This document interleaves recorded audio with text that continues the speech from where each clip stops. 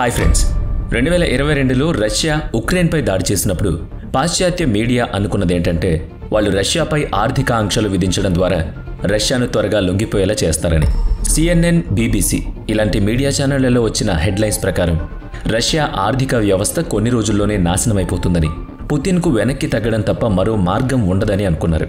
కానీ ఇప్పుడు 3 సంవత్సరాలు గడిచిపోయిన తర్వాత కూడా రష్యా కేవలం తన స్థిరత్వాన్ని నిలుపుకోలేదు, అంతేకాకుండా తన ఆర్థిక వ్యవస్థను మరింత బలంగా మార్చుకుంది. 2023 నాటికి రష్యా ఆర్థికంగా గతంలో కంటే మరింత శక్తివంతంగా మారిందన్న విషయం అందరూ గుర్తించాల్సిందే. 2023 నాటికి రష్యా ఆర్థిక వృద్ధి రేటు 3.6% ఉండగా 2024 నాటికి అది 4.1%కి చేరింది. ఇది అన్ఎంప్లాయ్మెంట్ లేదా నిరుద్యోగ రేటును కూడా చరిత్రలో అత్యల్ప స్థాయికి తీసుకొచ్చింది. చాలా ఆర్థిక సమతుల్యత మధ్యలో కూడా 2024లో రష్యా తన ఆయిల్ మరియు గ్యాస్ ఎగుమతుల ద్వారా $220 బిలియన్ పైగా ఆదాయం పొందింది. ఇది ప్రపంచాన్ని ఆశ్చర్యపరిచే విషయం, ఎందుకంటే గత 3 సంవత్సరాలుగా రష్యా ఉక్రెయిన్తో పాటు పాశ్చాత్య దేశాలందరినీ ఎదుర్కొంటూ ఒంటరిగా యుద్ధం చేస్తోంది. అయినా కూడా రష్యాపై ఎలాంటి ప్రభావం పడలేదు. అంతేకాకుండా ఉక్రెయిన్లో తూర్పు మరియు దక్షిణ ప్రాంతాలను కూడా తన ఆధీనంలోకి తీసుకుంది. అంతకుముందు గొప్ప గొప్ప మాటలు చెప్పిన నాయకులు ఇప్పుడు తల వంచి రష్యాతో కలిసి చర్చలు జరుపుతున్నారు. అంత పెద్ద ఆర్థిక మరియు సైనిక శక్తులైన పాశ్చాత్య దేశాలకు సంయుక్త బలం ఉన్నా వారు రష్యాను ఆపలేకపోయారు. రష్యా ఒంటరిగా పాశ్చాత్య ప్రపంచాన్ని ఎదుర్కొని వారిని ఓడించడం అసాధారణం. అంతరిక్ష ఆంక్షలు ఉన్న రష్యా ఆర్థిక వ్యవస్థపై పెద్దగా ప్రభావం పడలేదు అంటే అది ప్రతి దేశాన్ని ఆశ్చర్యపరిచింది. ఈ వీడియోలో రష్యా పాటించిన ఆ స్ట్రాటజీలను మనం విశ్లేషించబోతున్నాం. అవే స్ట్రాటజీలు ప్రపంచంలోని అత్యంత శక్తివంతమైన దేశాలను కూడా విస్మయానికి గురిచేశాయి. బహుశా ఈ మార్గాలే రష్యాను మళ్లీ ఒక ప్రపంచ శక్తిగా తీర్చిదిద్దే దిశగా నడిపిస్తున్నాయేమో. ఇప్పుడు మళ్లీ ఒకసారి మనం ఈ విషయాన్ని పూర్తిగా అర్థం చేసుకుందాం. ఇప్పుడు రష్యా ప్రపంచంలో ఉన్న స్థాయిని పూర్తిగా అర్థం చేసుకోవాలంటే మనం కొద్దిగా వెనక్కి వెళ్లి 2014 కాలంలోకి చూడాలి. అప్పట్లో రష్యా క్రిమియా ప్రాంతాన్ని ఆక్రమించిన తర్వాత పాశ్చాత్య దేశాలు రష్యాపై ఆంక్షలు విధించాయి. వారి ఉద్దేశం రష్యా ఆర్థిక వ్యవస్థను దెబ్బతీసి ప్రపంచవ్యాప్తంగా ఒంటరిగా మార్చడం. మొదట్లో ఇది చాలా తీవ్రమైన వ్యూహంగా కనిపించినా ఆ తర్వాత పరిణామాలు మాత్రం భిన్నంగా సాగాయి. ఈ ఆంక్షల వల్ల రష్యా ఆర్థిక వ్యవస్థపై కొంత ప్రభావం పడింది, నష్టమూ జరిగింది, రూబల్ విలువ కూడా పడిపోయింది. అయితే ఫిబ్రవరి 2022లో రష్యా ఉక్రెయిన్పై ఆర్మీ దాడి చేసినప్పుడు అదొక టర్నింగ్ పాయింట్గా మారింది. దానికి ప్రతిస్పందనగా పాశ్చాత్య దేశాలు రష్యాపై మదర్ ఆఫ్ ఆల్ శాంక్షన్స్ విధించాయి. అమెరికా, యూరప్, యూకే, కెనడా ఇలా చాలా దేశాలు కలిసి ఆర్థిక ఆంక్షలు విధించాయి. తర్వాత రష్యన్ బ్యాంకులను బ్లాక్ చేయడం మొదలుపెట్టాయి. రష్యా యూరప్లో ఉంచిన $300 బిలియన్ ఫ్రీజ్ చేశారు. అంతేకాకుండా ఆ రిజర్వులను కూడా అడ్డగించారు. ఇది కూడా సరిపోదని భావించిన పాశ్చాత్య దేశాలు రష్యా ముందుకు వెళ్లి రష్యా ఎనర్జీ సెక్టర్ పైనే దాడి మొదలుపెట్టారు. అమెరికా మొదట కొన్ని సెక్టార్లపై ఆంక్షలు విధించింది. రష్యా నుంచి ఆయిల్, గ్యాస్, బొగ్గు దిగుమతులను నిషేధించింది. దీన్ని చూసిన యూరప్ దేశాలు కూడా అదే బాట పట్టాయి. కానీ అసలు ఆశ్చర్యకరమైన విషయం ఏంటి అంటే యూరప్కు అవసరమైన ఎనర్జీ సరఫరాలో 40% రష్యా నుంచే వచ్చేది. అంటే మొదట్లో ఈ ఆంక్షల వల్ల రష్యా చతికిలబడుతుందనుకున్న వాస్తవానికి ఆయిల్ ధరలు బాగా పెరిగిపోయాయి. బ్యారెల్ ధర 130 వరకు వెళ్ళింది. ఫలితంగా రష్యన్ రూబల్ విలువ పెరిగింది. పాశ్చాత్య దేశాల్లో ఒక కలకలం మొదలైంది. ఇక యూరోపియన్ కమిషన్ ప్రెసిడెంట్గా ఒకప్పుడున్న రష్యా ఆ ఆంక్షలు తట్టుకోలేకపోతుంది అని చెప్పారు. పాశ్చాత్య మీడియా అంతా కూడా ఇదే ఊహించేది. రష్యా ఆర్థిక వ్యవస్థ కొన్ని నెలల్లోనే కూలిపోతుందని. కానీ ఆ తరువాత జరిగిన ఉదంతాలు ప్రపంచాన్ని షాక్కు గురిచేశాయి. రష్యా కుంగిపోవడం కాదు, బలహీనపడ్డం కానీ కాదు, చాలా వేగంగా, ఏకంగా ఆర్థికంగా తిరిగి నిలబడింది. అంతవరకు క్రిందకి వెళ్తున్న ఆర్థిక స్థితిని తిరిగి పైకి వచ్చి అందరి అంచనాలు అందుకోకుండా ఆకాశమంత ఎత్తు ఎదిగింది.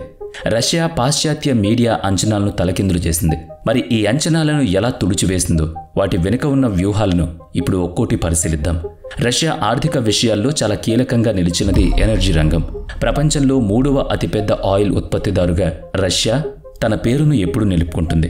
యూరోప్ మరియు అమెరికా రష్యన్ ఆయిల్పై నిషేధాలు విధించగా రష్యా వెంటనే తన వ్యూహాన్ని మార్చింది. యూరోప్ను వదిలేసి ఆసియా మార్కెట్లపై దృష్టి పెట్టింది. ముఖ్యంగా చైనా, భారత్ లాంటి దేశాలకు పెద్ద మొత్తంలో ఆయిల్, గ్యాస్ సరఫరా చేయడం మొదలుపెట్టింది.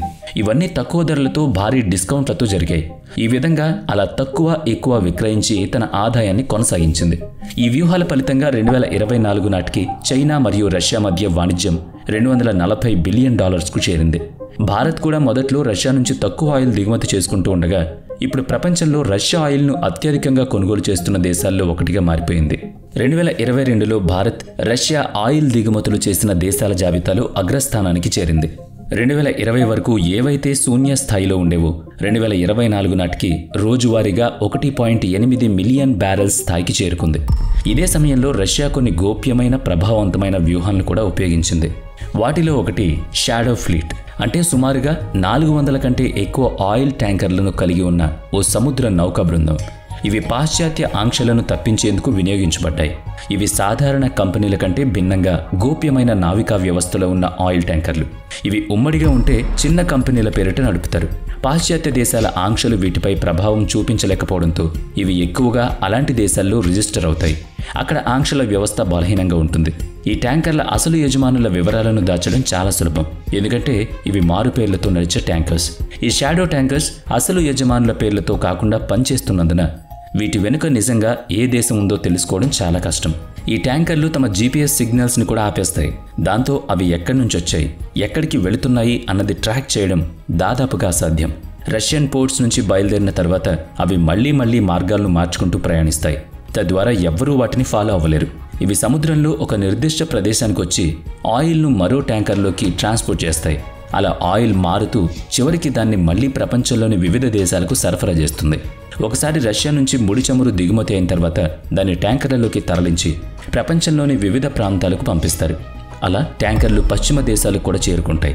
ఈ చమురు రష్యా నుంచి వచ్చిందని ఎవరూ అనుమానించరు, ఎందుకంటే అది ఇతర మధ్యవర్తుల ద్వారా వస్తుంది. రష్యా తన చమురును పెద్ద మొత్తంలో భారత్, చైనా, టర్కీ ఇలాంటి దేశాలకు సరఫరా చేస్తుంది. ఇవి మళ్లీ పశ్చిమ దేశాలకు చేరుతుండడంతో చివరికి ఆ చమురు పశ్చిమ దేశాలకి తిరిగి వెళుతుంది. ఈ చమురు సరఫరా వ్యూహం వల్ల పశ్చిమ దేశాలు రష్యాపై విధించిన ఆంక్షలు అంతగా ప్రభావం చూపించలేకపోతాయి. యుక్రెయిన్ యుద్ధ సమయంలో రష్యా తన మొత్తం ఆర్థిక వ్యవస్థను యుద్ధానికి అనుగుణంగా మార్చుకుంది. దీన్ని వార్ ఎకనమీ అంటారు. ఈ తరహా ఆర్థిక వ్యవస్థ అంటే ఒక దేశం యుద్ధ సమయంలో తాను అవసరమైన మిలిటరీ ఉత్పత్తులు, ఇన్ఫ్రాస్ట్రక్చర్ ప్రాజెక్టులను వేగంగా అభివృద్ధి చేయడం ద్వారా యుద్ధ అవసరాలను తీరుస్తుంది. రష్యా కూడా అదేవిధంగా తన మిలిటరీ ప్రొడక్షన్కి వేగం పెంచి యుద్ధ అవసరాలను తీర్చగలుగుతుంది. ఉక్రెయిన్పై దాడికి సన్నద్ధమయ్యాక రష్యా తన రక్షణ బడ్జెట్ను భారీగా పెంచింది. ఈ పెరిగిన బడ్జెట్ ద్వారా ఆయుధాలు తయారు చేయడానికి, మిలిటరీ వాహనాలు, ట్యాంకులు, పేలుడు పదార్థాలు వంటి వాటిని ఉత్పత్తి చేసే ఫ్యాక్టరీల నిర్మాణానికి భారీగా పెట్టుబడులు పెడుతుంది. రష్యా యొక్క రక్షణ బడ్జెట్ $132 బిలియన్ వరకు పెరిగింది. ఇది మొత్తం జీడీపీలో సుమారుగా 6% వరకు ఉంటుంది. ఈ భారీ రక్షణ బడ్జెట్ రష్యా ఆర్థిక వ్యవస్థకి కూడా ఒక రకమైన బూస్ట్నిస్తుంది. ఇక రష్యాపై విధించిన ఆంక్షల కారణంగా రష్యా కొన్ని ఆయుధాలను ఇతర దేశాల నుంచి దిగుమతి చేసుకోలేని పరిస్థితి ఏర్పడింది. దీనివల్ల రష్యా ఆయుధాలను దేశీయంగా తయారు చేయాల్సి వచ్చింది. ఈ కారణంగా దేశంలో అనేక ఫ్యాక్టరీలు ఏర్పడ్డాయి. ఇదే విషయం రష్యాకు పెద్ద ప్రయోజనంగా మారింది. ఎందుకంటే ఈ ఫ్యాక్టరీల వల్ల దేశంలో నిరుద్యోగ స్థాయి తగ్గింది. వేల మందికి ఉద్యోగాలు దొరికాయి. 2024లో రష్యాలో నిరుద్యోగ రేటు చరిత్రలో ఎన్నడూ లేని విధంగా తక్కువకి పడింది. యుద్ధ ఆర్థిక వ్యవస్థ కారణంగా దేశమంతటా లక్షల మందికి ఉపాధి లభించింది. ఇక రష్యా తన మిలిటరీ అవసరాలను తీర్చేందుకు పెద్ద ఎత్తున ఇన్ఫ్రాస్ట్రక్చర్ ప్రాజెక్టులను చేపట్టింది. ఇందులో మిలిటరీ శిబిరాలు, రోడ్లు, రైల్వేలు, ఎయిర్పోర్ట్లు ఇలాంటి మౌలిక సదుపాయాల నిర్మాణం జరిగింది. దీనివల్ల దేశీయ పరిశ్రమలకు గణనీయమైన బూస్ట్ దొరికింది. అనేక ప్రాంతాల్లో ఉద్యోగావకాశాలు పెరిగాయి. ఇది మొత్తం వ్యూహంలో ఒక చిన్న భాగమే, కానీ దీని ప్రభావం దేశవ్యాప్తంగా కనిపించింది. ఆర్థిక నిపుణుల ప్రకారం ఒక దేశం ఎక్కువ మిలిటరీ బడ్జెట్ పెట్టి దేశీయ ఉత్పత్తులపై ఆధారపడితే దీన్ని ఎక్కువ కాలం కొనసాగించడం కష్టం అవుతుంది. దీనివల్ల పెట్టుబడులు తగ్గిపోవచ్చు, ద్రవ్యోల్బణం పెరగవచ్చు. కానీ ఆశ్చర్యంగా రష్యా ఈ వ్యూహాన్ని విజయవంతంగా అమలు చేస్తూ వచ్చింది. పశ్చిమ దేశాలు 2022లో రష్యాపై తీవ్ర ఆర్థిక ఆంక్షలు విధించినప్పటికీ రష్యా తన వ్యూహాన్ని మారుస్తూ దేశీయంగా ఉత్పత్తులు పెంచి మిలిటరీ నిర్మాణాన్ని కొనసాగించగలిగింది. ఫినాన్షియల్ రెస్ట్రిక్షన్స్ కూడా పెద్దగా ప్రభావం చూపించకపోవడం రష్యా వ్యూహ బలాన్ని సూచిస్తున్నాయి. వెస్ట్రన్ దేశాలు రష్యాపై విధించిన ఆర్థిక ఆంక్షల ప్రధాన లక్ష్యం రష్యా అమెరికన్ డాలర్ను వాణిజ్యానికి ఉపయోగించకుండా అడ్డుకోవడం. అంతర్జాతీయ వ్యాపారాల్లో ఎక్కువగా డాలరే వినియోగించబడే కరెన్సీ. అందుకే రష్యా డాలర్ను ఉపయోగించకుండా ఉంటే తీవ్ర నష్టాలు ఎదురయ్యే అవకాశం ఉండేది. కానీ రష్యా ఈ పరిస్థితిని చాలా తెలివిగా ఎదుర్కొంది. దీనికి డీడాలరైజేషన్ అనే వ్యూహాన్ని ఉపయోగించింది. అంటే డాలర్ను తప్పించి ఇతర కరెన్సీల్లో వ్యాపారం చేయడం. డాలర్కు బదులుగా Russia China yuan, Indian rupee, Turkish లీరా వంటి కరెన్సీల్లో వ్యాపారం చేయడం మొదలుపెట్టింది. ముఖ్యంగా బంగారం, రజతం వంటి కమోడిటీలను డాలర్కు బదులు ఈ కరెన్సీల్లో కొనుగోలు చేయడం మొదలుపెట్టింది. దీనివల్ల రష్యా డాలర్పై ఆధారాన్ని తగ్గించింది. ఈ వ్యూహంలో అత్యంత ముఖ్యమైన అంశం డాలర్పై ఉన్న ఆధారాన్ని విడిచి యువాన్లో చైనాతో వ్యాపారం చేయడం. 2024 నాటికి రష్యా చైనా మధ్య దాదాపు ట్రేడ్ అంతా యువాన్లోనే జరిగింది. ఈ పరిణామం ప్రపంచ ఆర్థిక సమీకరణాలపై కూడా ప్రభావం చూపించే స్థాయికి చేరింది. ఈ వ్యూహం వల్ల 2024 నాటికి రష్యా తన అంతర్జాతీయ ట్రేడ్లో 240 బిలియన్ మించి లావాదేవీలు జరిపింది. ఈ ట్రేడ్లో చైనీస్ యువాన్, రష్యన్ రూబిన్ వంటి కరెన్సీలదే ప్రధాన పాత్రగా మారింది. ఇలా డాలర్కు బదులు ప్రత్యామ్నాయ కరెన్సీలను ఉపయోగించడం వల్ల పశ్చిమ దేశాల ఆంక్షలు పెద్దగా ప్రభావం చూపించలేకపోయాయి. ఇప్పుడు ఇది తక్కువ దేశాలకే పరిమితం కాకుండా భారత్ వంటి దేశాలు కూడా ఈ డీడాలరైజేషన్ వ్యూహంలో భాగస్వాములయ్యాయి. రష్యా, ఇండియా మధ్య 2022కి ముందు రూపీ ట్రేడింగ్ తక్కువగా ఉండేది. కానీ 2024 నాటికి అది భారీగా పెరిగింది. ఇప్పటికే భారతదేశం రష్యా నుంచి కోట్ల డాలర్లు విలువైన చమురు, గ్యాస్ను ఇండియన్ రూపీస్లో కొనుగోలు చేయడం మొదలుపెట్టింది. దీంతో భారత్ కూడా ఈ వ్యూహంలో కీలక పాత్రధారిగా మారింది. భారత్ మరియు రష్యా మధ్య డైరెక్ట్ పేమెంట్ ఛానల్ను ఏర్పాటు చేయడం వల్ల పశ్చిమ దేశాల బ్యాంకులను లేదా ఫినాన్షియల్ ఇన్స్టిట్యూషన్లను ఆశ్రయించాల్సిన అవసరం లేకుండా పోయింది. ఇది రష్యా వ్యూహంలో కీలక మలుపుగా మారింది. అంతేకాకుండా రష్యా బంగారాన్ని కూడా ఒక సురక్షిత ప్రత్యామ్నాయంగా చూడడం ప్రారంభించింది. ఈ లక్ష్యంతో 2024 చివరి నాటికి రష్యా వద్ద 2400 టన్నుల బంగారం నిల్వగా ఉండేలా చేసింది. ఈ బంగారం నిల్వల వల్ల రష్యా ఆర్థికంగా మరింత స్థిరంగా నిలబడగలిగింది. ఈ డీడాలరైజేషన్ వ్యూహం పశ్చిమ దేశాల ఆంక్షల ప్రభావాన్ని బాగా తగ్గించింది. పైగా ఇది ఇతర దేశాలకు కూడా ఆలోచనలకు తావిచ్చింది. అవసరమా అమెరికన్ డాలర్ అని. దీంతో ఇతర దేశాలు కూడా తమ అంతర్జాతీయ లావాదేవీల్లో ప్రత్యామ్నాయ మార్గాల వైపు దృష్టి సారించడం మొదలుపెట్టాయి. రష్యా మీద అమెరికన్ డాలర్పై ఆధారాన్ని తగ్గించాలనే లక్ష్యంతో డీడాలరైజేషన్ వ్యూహాన్ని అమలు చేస్తూ ఉండగా అదే సమయంలో బ్రిక్స్ దేశాలు రష్యాకు సంపూర్ణ మద్దతు తెలిపాయి. బ్రిక్స్లో Brazil, Russia, India, China, South Africa వంటి దేశాలున్నాయి. ఇవన్నీ పశ్చిమ ఆర్థిక వ్యవస్థల ఆధిపత్యాన్ని అందించే ఒక గొప్ప లక్ష్యంతో ముందుకు నడుస్తున్నాయి. ఈ సమూహం 2009లో ఏర్పడింది. కానీ 2022లో పశ్చిమ దేశాలు రష్యాపై ఆర్థిక ఆంక్షలు విధించిన తర్వాత బ్రిక్స్ దేశాలు రష్యా వెన్నంటి నిలిచాయి. ఇది ప్రపంచానికి ఒక గొప్ప స్పష్టమైన సంకేతాన్నిచ్చింది. పశ్చిమ ఆర్థిక వ్యవస్థల ఆధిపత్యాన్ని సవాల్ చేయగల శక్తి ఈ బ్రిక్స్ గుంపుకు ఉందని. దీంతో ప్రపంచ ఆర్థిక వ్యవస్థలో పాత డైనమిక్స్కు భిన్నమైన శక్తుల మధ్య సమతుల్యం ఏర్పడింది. శాంక్షన్స్ మధ్యకాలంలో కూడా బ్రిక్స్ దేశాలు రష్యాకు మద్దతివ్వడం డీడాలరైజేషన్ వ్యూహాన్ని మరింత బలపరిచాయి. బ్రిక్స్ దేశాలు రష్యాకు ఆర్థికంగా, వ్యాపారపరంగా పూర్తి మద్దతు లభించింది. భారత్, చైనా మాత్రమే కాకుండా బ్రెజిల్, సౌత్ ఆఫ్రికా వంటి ఇతర బ్రిక్స్ దేశాలు కూడా రష్యాతో తమ వాణిజ్యాన్ని గణనీయంగా పెంచాయి. 2024 నాటికి ఈ దేశాల మధ్య ట్రేడ్ భారీగా పెరిగి రష్యా మరియు బ్రిక్స్ దేశాల మధ్య దాదాపుగా 300 బిలియన్ విలువైన లావాదేవీలు జరిగాయి. ఇది రష్యా పశ్చిమ దేశాలతో సాధించిన పూర్వపు ట్రేడింగ్ రికార్డులను కూడా బద్దలుగొట్టింది. ఈ దేశాలు కేవలం స్థానిక కరెన్సీలను ఉపయోగించడమే కాకుండా తమ స్వంత బ్యాంకింగ్ వ్యవస్థలు, చెల్లింపు ఛానళ్లను కూడా వృద్ధి చేసుకుంటున్నాయి. పశ్చిమ దేశాల ఆర్థిక ఆధిపత్యానికి ప్రత్యామ్నాయ మార్గాన్ని కల్పించాయి. ఇది ప్రపంచ ఆర్థిక వ్యవస్థను మలుపు తిప్పేలా చేస్తోంది. ముఖ్యంగా డాలర్ ఆధిపత్యాన్ని తగ్గించబోతోంది. బ్రిక్స్ దేశాలు అమెరికన్ డాలర్ ఆధిపత్యాన్ని తగ్గించేందుకు తమ సొంత ఆర్థిక వ్యవస్థను నిర్మించుకోవడంలో కీలకమైన అడుగులు వేస్తున్నాయి. ఈ క్రమంలో న్యూ డెవలప్మెంట్ బ్యాంక్, ఎన్డీబీ వంటి సంస్థలు ఒక ప్రత్యామ్నాయ ఆర్థిక మౌలిక వ్యవస్థగా ముందుకొస్తున్నాయి. రష్యా వంటి దేశాలు ఈ బ్యాంక్ ద్వారా డాలర్కు బదులుగా మౌలిక సదుపాయాల ప్రాజెక్టులకు నిధులు సమకూరుస్తున్నాయి. ఇది డాలర్పై ఆధారాన్ని తగ్గిస్తూ తమ ఆర్థిక స్వావలంబనను పెంచే మార్గంగా ఉపయోగపడుతుంది. ఇప్పుడు బ్రిక్స్ దేశాలు ఒకే రకమైన కరెన్సీని పరిచయం చేసే దిశగా ఆలోచిస్తున్నాయి. ప్రస్తుతం ప్రపంచమంతా వాణిజ్యంలో అమెరికన్ డాలర్ను ఉపయోగిస్తున్న తరహాలు బ్రిక్స్ దేశాలు కూడా తమ మధ్య ట్రేడ్ కోసం ఒక కామన్ కరెన్సీని ఉపయోగించాలనే యోచనలో ఉన్నాయి. ఈ ప్లాన్ విజయవంతమైతే అంతర్జాతీయ ఆర్థిక వ్యవస్థలో భారీ మార్పులు కూడా రావచ్చు. అమెరికన్ డాలర్ ఆధిపత్యానికి తగిన పోటీగా ఈ కొత్త వ్యవస్థ ఎదగలుగుతుంది. అదే జరిగితే పశ్చిమ దేశాల ఆంక్షల ప్రభావం ఇక మిగతా ప్రపంచంపై అంతగా ఉండదు. పశ్చిమ దేశాలు విధించిన ఆంక్షల విలువ ఉండకపోవచ్చు. బ్రిక్స్ దేశాలు మరియు ఆసియన్ దేశాలు పరస్పర ట్రేడ్ను డాలర్కు బదులుగా తమ కరెన్సీలో కొనసాగిస్తే డాలర్ ఆధిపత్యం బలహీనపడుతుంది. ఇదే సమయంలో రష్యా ఆర్థిక వ్యవస్థ కూడా గొప్పగా ఎదుగుతుంది. ఇక రష్యాలో హై డొమెస్టిక్ స్పెండింగ్ మరియు లో నేషనల్ డెప్ట్ కూడా ఆర్థిక వ్యవస్థను స్థిరంగా ఉంచడంలో సహాయపడుతుంది.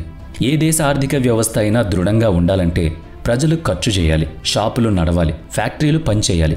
ప్రజలు డబ్బు ఖర్చు చేస్తే ఉద్యోగాలు పుడతాయి, ఉద్యోగులు పెరిగితే వ్యాపార లాభాలు పెరుగుతాయి. వ్యాపార లాభాలు పెరిగితే ప్రభుత్వానికి ఎక్కువ ట్యాక్స్ రూపంలో ఆదాయం వస్తుంది. జనాలు ఎక్కువగా ఖర్చు చేస్తే వ్యాపారాలు లాభాల బాట పడతాయి. దాంతో ప్రభుత్వానికి వచ్చే పన్నుల ఆదాయం కూడా పెరుగుతుంది. అయితే పశ్చిమ దేశాల ఆంక్షలు విధించబడినప్పుడు చాలా మంది రష్యన్ పౌరులు భయంతో డబ్బు ఖర్చు చేయడం ఆపేశారు. ఇది ఆర్థిక వ్యవస్థపై ప్రభావం చూపేలా కనిపిస్తుంది. అయితే రష్యన్ ప్రభుత్వం వెంటనే స్పందించింది. ప్రజల నమ్మకాన్ని నిలబెట్టేందుకు ప్రత్యేక ప్యాకేజీలు, సబ్సిడీలు అందించడం ప్రారంభించింది. దీనివల్ల ప్రజలకి వారి ప్రభుత్వం బలంగా ఉన్నట్టు అనిపించింది. వాళ్ళకి ఆర్థిక భద్రత కలిగింది. దీని ప్రభావంగా రష్యా ఆర్థిక వ్యవస్థపై ఆంక్షల ప్రభావం కనిపించలేదు. ప్రజలు తమ ఖర్చులను, వ్యాపారాలను, వృద్ధిని కొనసాగించాయి. దీని ఫలితంగా రష్యా ప్రజలు యుద్ధంలో ఉన్నాం కానీ ఆర్థికంగా బలంగా ఉన్నామన్న భావనతో ముందుకు సాగగలుగుతున్నారు. సంక్షోభం మధ్యలో ఉన్నా కూడా రష్యా ప్రజలు తమ ఖర్చులను సాధారణంగా కొనసాగించారు. ఆంక్షల ప్రభావం కనిపించకుండా రష్యా ఆర్థిక వ్యవస్థ నార్మల్ స్థితిలో కొనసాగింది. ఇప్పటి రష్యా జీడీపీ 70% ఆదాయం డొమెస్టిక్ స్పెండింగ్, స్థానిక వినియోగంపైనే ఆధారపడుతుంది. అది సాధ్యపడడానికి ప్రధాన కారణం రష్యా ప్రభుత్వం నిరుద్యోగాన్ని చాలా తక్కువ స్థాయిలో ఉంచగలగడం. వార్ ఎకనమీ ద్వారా లక్షల ఉద్యోగాలు సృష్టించబడ్డమే ఇందుకు పెద్ద కారణం. వీడియో నచ్చితే లైక్ చేయండి, షేర్ చేయండి. ఇప్పటి వరకు మన ఛానల్ని సబ్స్క్రైబ్ చేయనట్లయితే ఇప్పుడే సబ్స్క్రైబ్ చేసుకుని పక్కనే ఉన్న బెల్ ఐకాన్పై క్లిక్ చేయండి. నెక్స్ట్ వీడియోలో మళ్ళీ కలుద్దాం. Thanks for watching.